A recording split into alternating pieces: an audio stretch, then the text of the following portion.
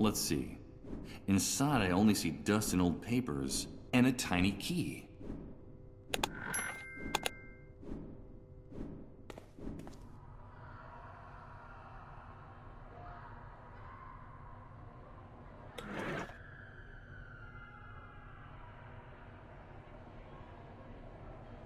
Let's see if it's the key to this closet. Bingo!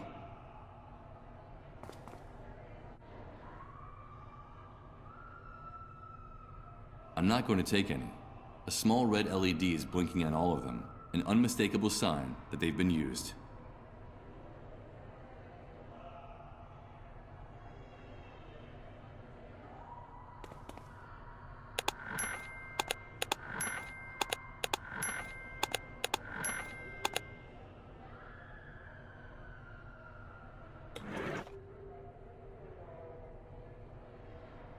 According to one of the cleanup brigade's forums, this is the device they use to navigate during their raids. Sort of like an electronic map. It looks like some satellites are actually still working after the Great Wave. Something I could easily confirm if this contraption had batteries in it.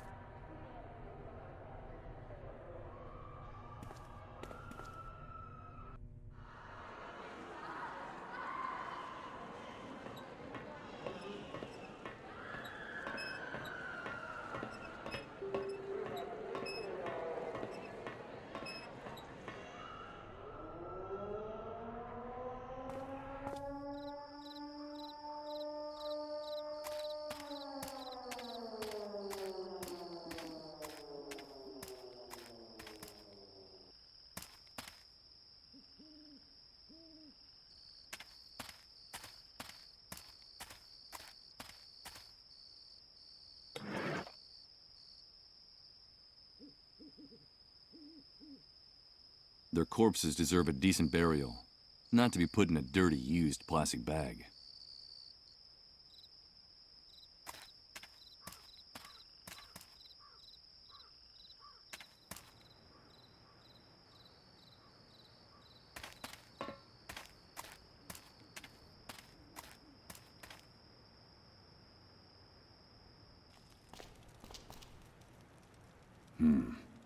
The street is even more desolate and silent than it was before. I guess while I was in the subterranean hospital for the dissolved, the soldiers called the curfew.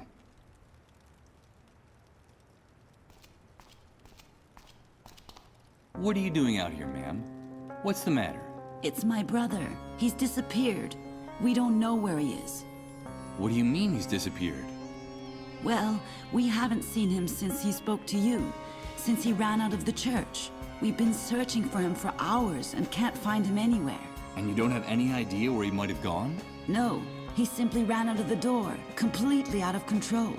I've never seen him so upset, and we haven't heard anything from him since. I just know that something terrible has happened to him. My brother is very sick and he shouldn't be out there alone and unprotected. I fear the worst. Calm down.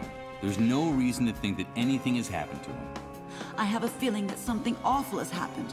I'm sure of it. Besides, the soldiers have already called the curfew. If they find him on the street alone and lost, in his condition, my brother is a very beloved and respected person. But those beasts don't care who he is. I understand. We have to get off the street. Please, if you see my brother, tell him to come home. Tell him we're waiting for him. Of course. I'll do that.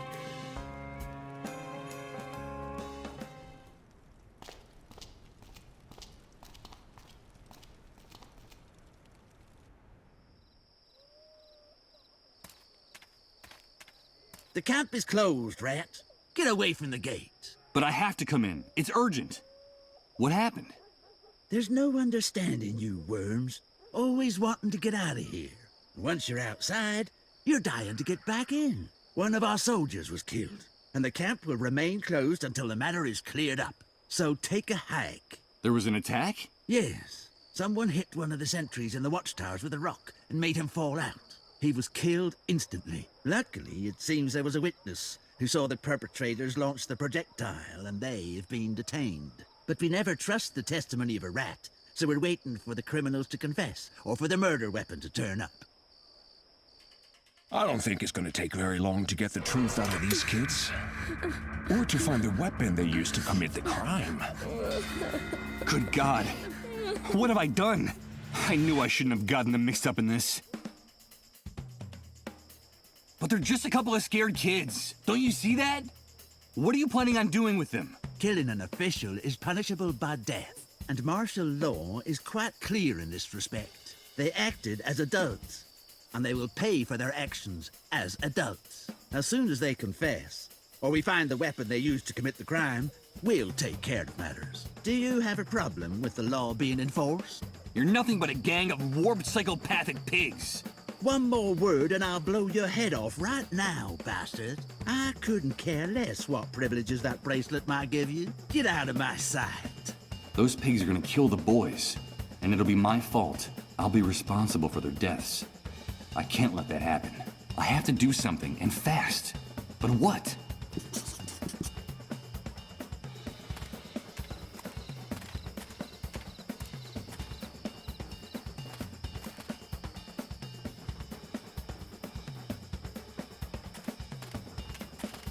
Before I go down, I'll leave the heavy stuff here, in case the rope doesn't support my weight.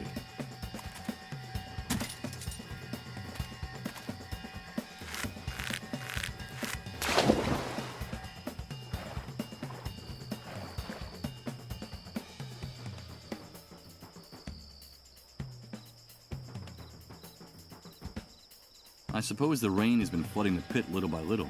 This water is so dark you can't even see the bottom. Those bastards in uniform are going to execute the boys. For God's sake, I have to think of some way to save them, and I have to do it now. This hole in the ground is steep walls of mud and earth. The distance to the bottom is several yards. How the hell was this cesspit formed?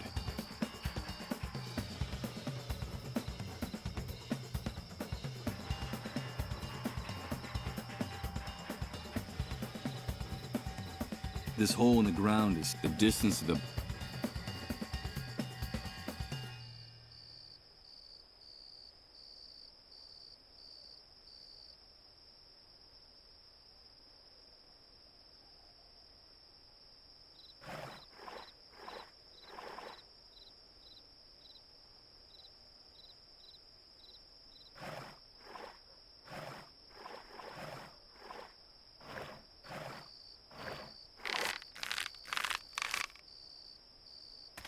I'll get my stuff.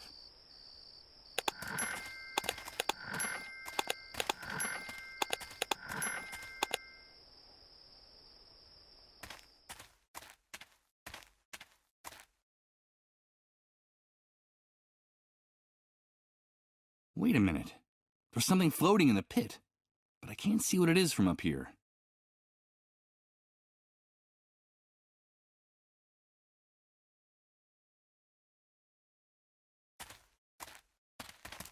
Before I go down, in case the...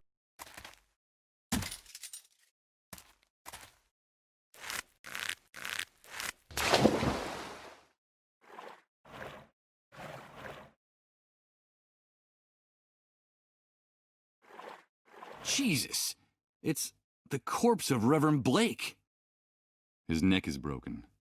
In his delirium, he must not have seen the rope I left tied around the tree. I must have fallen from the top when he was trying to get down here. But what the hell was he looking for here? Let's see what's in here.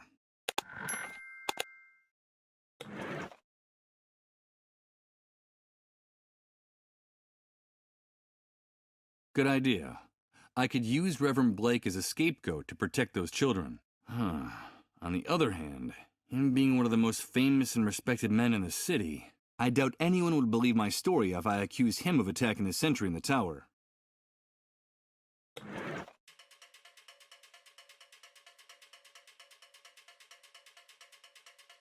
Time is running out for those poor kids, and if I don't stop it, I'll have their death on my conscience. Come on, Michael. You have to do something. You have to do something. This is gonna be hard. Very hard. But those children are innocents in all this. And those ruthless savages are about to kill them in cold blood. I have no other choice. God damn it! Had the visions again! Not now. I have to do this. I've got to do this. My head! You've got to stop this, Michael. I can't stand it anymore. This has to end. I can't help it. It's that demon. You know I can't help it. Please, Michael. Please. Make it stop. Yes. That tiny, cowardly demon. I remember. Digging its claws into your soul like a jagged piece of glass. Whispering in your ear that what you're doing is right. Because nobody has the authority to tell you otherwise.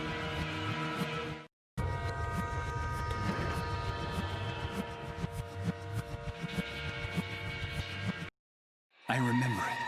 I remember. I can smell it, feel it, touch it. No, please, don't do it. No! That cowardly demon, that dark and intimate specter that only you know, that gains strength in this new world. That brutal sensation of acid running through your veins, corroding, little by little, anything good and decent you might have left inside you, turning it into pain, rot, and emptiness. Good God, what have I done? What have I done? Why are you showing me this? Please, answer me. Who was I before the catastrophe? Before the world collapsed? Do I really want to know? God, I'm afraid. I'm afraid of myself.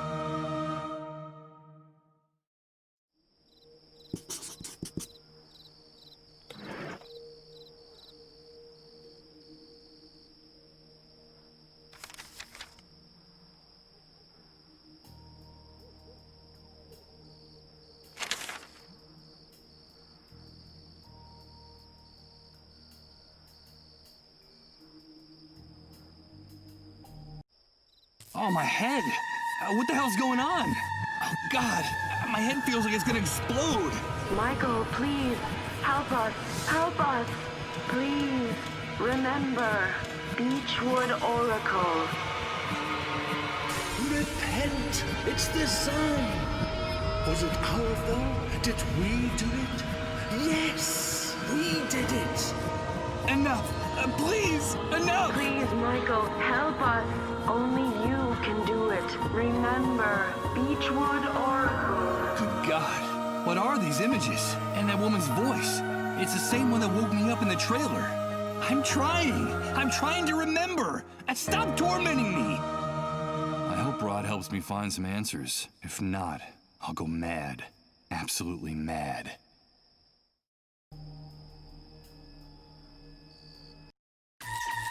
No! Please! These visions! My head! You won't get any of his things. I won't allow it. Do you hear me? Michael, is that you? Thank God we found you. It's me, Chris.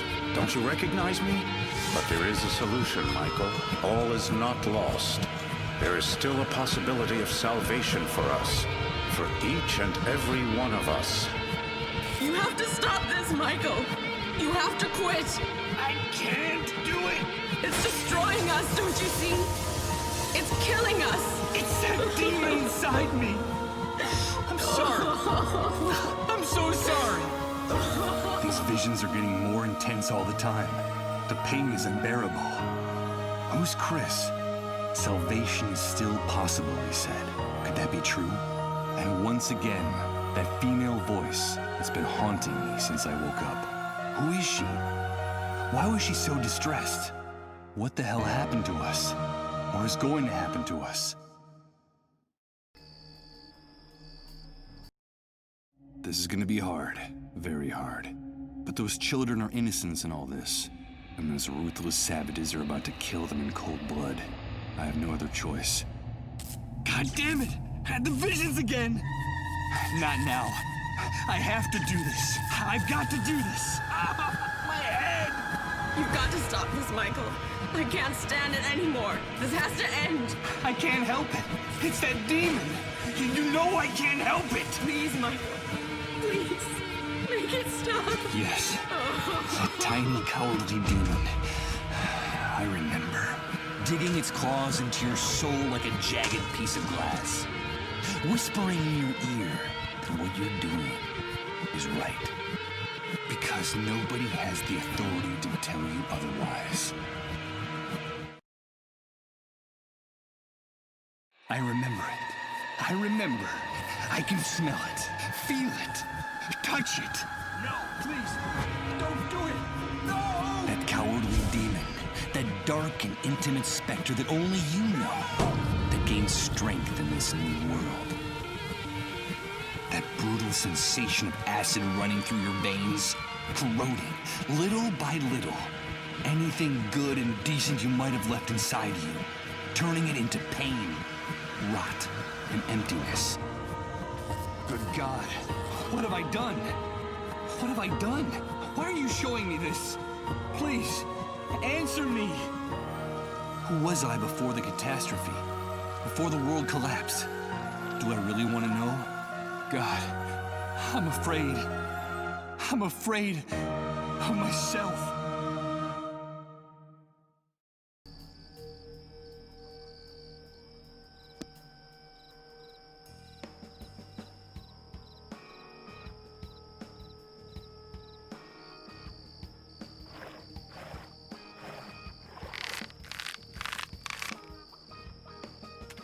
I'll get my stuff.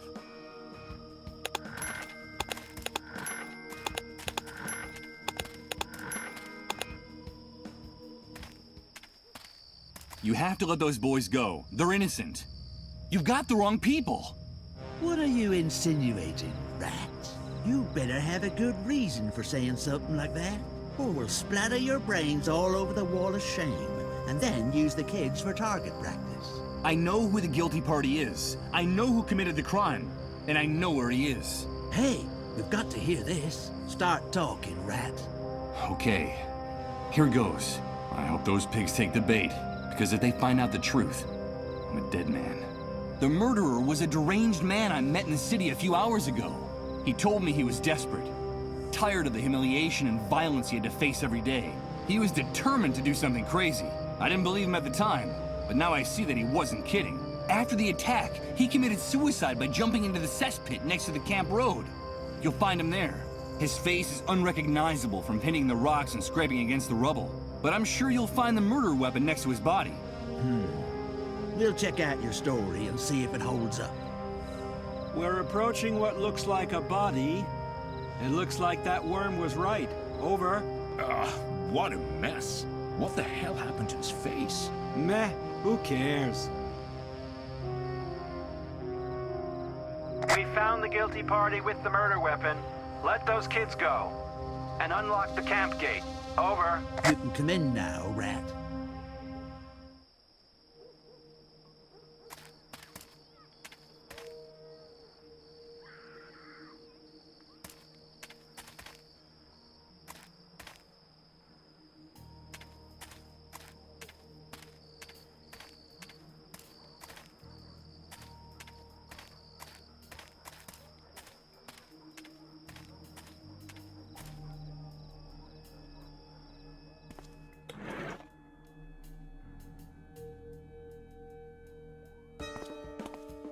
I brought the morphine for your husband, just as I promised. This woman in this house gave me the chills. Let's get this over with as soon as possible. So you've come for your money. Is that it, you rat? You offered it to me. I didn't ask for anything in return. No, you're right. Yeah, I guess you've earned it. That's what we agreed. I'm an honest woman. I think you have a very wrong impression of me. Take your money, Michael. All right, thank you and good luck. I'm sure we'll be seeing each other around the camp. Wait! Michael, is it money that you want? I have more money. I still have some savings. Those camp rats didn't manage to take it all. I'm sure we can figure something out. I don't understand. My husband is about to die. Without him, we'll be nobodies. Me and the kids. The soldiers don't even show us any respect anymore. A while ago, they broke in here to take them away, with no explanation. And it didn't matter to them in the least whose children they were. But if you stay here, all that could change. I still have some contacts. I could arrange for you to become the new Camp Mole. You're not like the rest of those rats out there, Michael. You're one of us. We'd be important again. we'd keep our privileges. Or do you want to be just another beggar in this sewer? I can't lower myself to that. I'd do anything. Stay here with us, Michael. No. I don't doubt for a second that this woman would be capable of anything, like a cornered scorpion. I don't think that would be a good idea. It would be better for me to leave. Take good care of those boys. They're good kids. Yeah, get out of here, you disgusting rat. You're all alike. In this camp, all you rats are alike. I don't need you. I don't need any of you. You're just waiting to see us fall. But I won't give you the satisfaction, you disgusting rats. I'll do what I have to do, but you won't see me crawling around in the trash like you. A cornered scorpion, surrounded by flames that are closing in. I think it would be best not to speak to this woman ever again. She could be dangerous.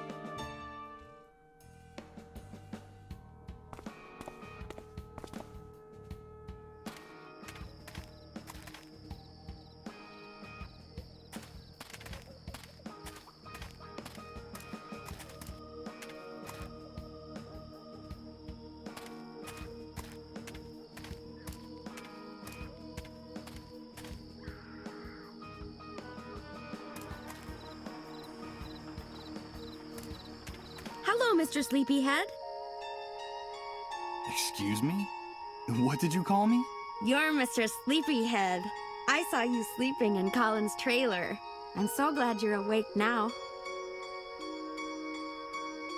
I wasn't asleep. I was sick for a long time in that trailer. No, you weren't sick. You were sleeping. Like a big brown bear, Sir Sleepyhead. Sometimes I used to watch you sleeping in Rod's house, and you would grunt in your sleep like a bear.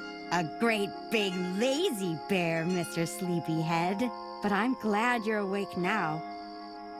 I like your voice. You sound like a knight in a fairy tale. Mr. Sleepyhead? No, that's not my name. I'm Michael. No, you're just trying to fool me. You're Mr. Sleepyhead. My name is Rose. There's something odd about this girl's behavior. It's true that she's very young, but she talks like a little girl. Nice to meet you, Rose. So, do you know Rod and Colin too? Of course. I go over to their house a lot. Well, when they let me out of the van, that is. Rod and his wife have been very nice to me. Sometimes they let me play with Colin. We're very good friends. Are you a friend of Rod's and Colin's too, Mr. Sleepyhead? Yes, I'm friends with them too. Do you want me to tell you a secret, Mr. Sleepyhead? Of course. I have your old clothes. The ones you were wearing when Rod and his wife found you. I have them in the van. They were going to throw them away, but they gave them to me to wrap my baby in. He'll be cold now that winter's coming. Your baby? You have a baby, Rose? Yes, I have a baby, but he's not with me right now. He got lost. Have you seen him? Do you know where he is? I have another secret to tell you, Mr. Sleepyhead. Back in the van, Rose, now. Move your ass. Get in there. Another secret? Just a minute. Wait! Get in that van, Rose. It's a very important secret, Mr. Sleepyhead.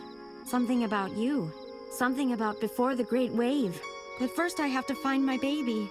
Have you seen him? Come on, Rose, you heard me. You don't want to get us mad now, do you? I have to go. Goodbye, Mr. Sleepyhead. Poor girl. She's obviously mentally ill. She's just a little girl in a grown-up's body. And you, if you want to go in there with her, you gotta pay like everybody else.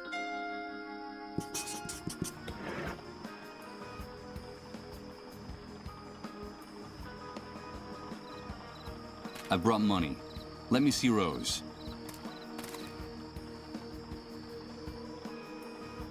Hey, this is a lot of dough, pal. So, is it enough? More than enough. This'll get you into Rose's van for the rest of the night. All you can eat. Have a good time with our Minnie Mouse, but be careful with the merchandise. You know how it works. You break it, you buy it. Yeah, I get it.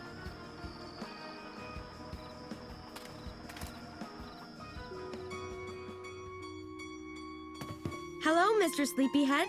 You came back. Hello, Rose. Are you here to save me?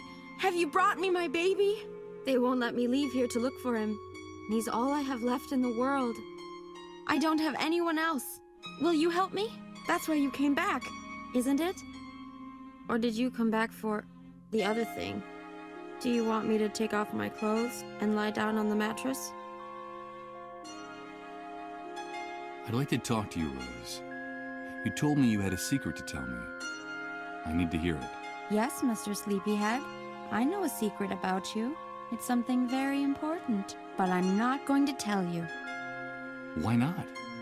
Because you haven't brought me my baby. I asked you to help me and you haven't done it. I want to hold my baby again and rock him to sleep. Aren't we friends anymore, Mr. Sleepyhead? Yes, of course we're still friends. But Rose, please. I need to know what it is. What is the secret? Okay, I'll give you a clue. It's a riddle. I have something of yours from before the Great Wave.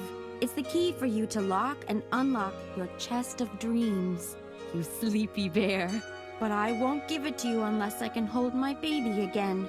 The key to my chest of dreams? I don't know what the devil she's talking about. But if it's something from before the Great Wave, no doubt it could help me recover my past. Rose, I don't have time for games. Give me whatever you have, please. No, no!